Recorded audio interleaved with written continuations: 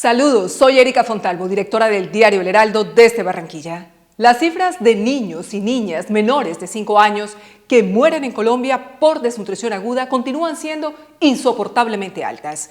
El más reciente reporte divulgado por la Procuraduría General de la Nación, que cita como fuente al Instituto Nacional de Salud, confirma el fallecimiento de 149 infantes, 31 de ellos en La Guajira, 28 en el Chocó y 14 en Antioquia. Además, se busca establecer si otros 129 decesos estarían asociados a la misma causa. Desolador.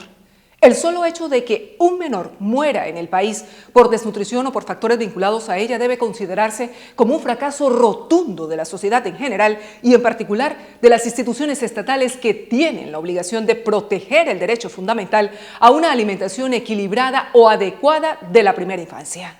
También les cabe responsabilidad a actores estratégicos del sector privado que podrían hacer mucho más para invertir en acciones orientadas a erradicar una tragedia enquistada en los territorios más pobres y olvidados del país.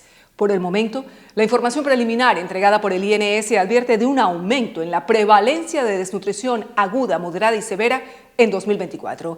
Las cifras están ahí y son incontestables. En la semana epidemiológica 46 se han documentado 22.735 casos frente a los 20.986 en el mismo lapso de 2023. La Guajira, sobre todo Uribe y Riohacha, Antioquia, en especial Medellín, Bogotá, Cundinamarca o Chocó, registran una proporción importante de casos, pero lo que más llama la atención son las variaciones significativas al alza en Buenaventura, Santa Marta y en la misma Antioquia.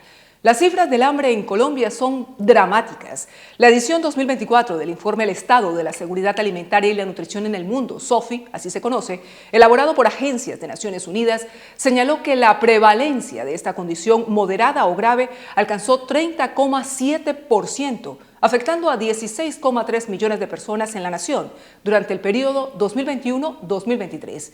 Nos situamos entonces por encima del promedio mundial, aunque ligeramente por debajo del regional, lo cual no es consuelo alguno. En lo que sí estamos peor que el resto es en el porcentaje de población, 36,6% del total, que no pudo acceder a una dieta saludable por la falta de recursos económicos. Estamos hablando de unos 19 millones de seres humanos.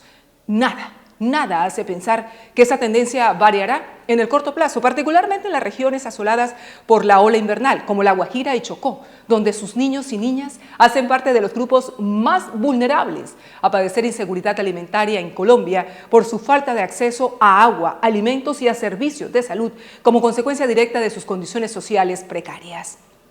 En este último departamento, por si fuera poco, el control territorial de los grupos armados ilegales impone barreras adicionales a las comunidades, principalmente a los grupos étnicos, que les dificultan o imposibilitan acceder a los recursos nutricionales que son esenciales. Más allá del desafío al Estado, los paros armados del ELN, por ejemplo, atentan contra la soberanía alimentaria de la gente. Es evidente que el conflicto armado, las necesidades básicas insatisfechas o condiciones de vida inestables son determinantes de la salud que incrementan los riesgos de contraer enfermedades e incluso de morir en la primera infancia, máxime si se trata de menores de 1 año residentes en zonas rurales dispersas e integrantes de pueblos indígenas. Perfil diagnosticado de sobra en La Guajira, por ejemplo, donde pese a las acciones o estrategias implementadas por el nivel nacional o local, los bebés guayú siguen muriendo por desnutrición y sus causas asociadas.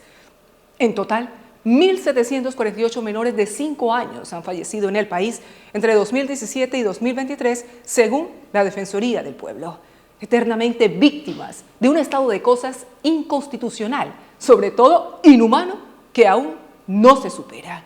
Ni el final del conflicto armado está cerca, ni la erradicación de la pobreza a la vuelta de la esquina. Sin embargo, soñar con un futuro sin hambre para familias o grupos vulnerables de nuestro entorno más cercano sí es posible, con más recursos, voluntad política y acciones rápidas y estratégicas que se enfoquen en la nutrición materno-infantil.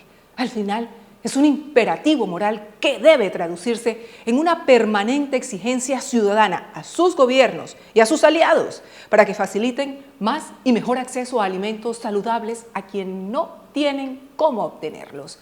Así que esta es una responsabilidad conjunta que devuelve dignidad a todos aquellos que la han perdido. Desde El Heraldo, Seguimos en contacto.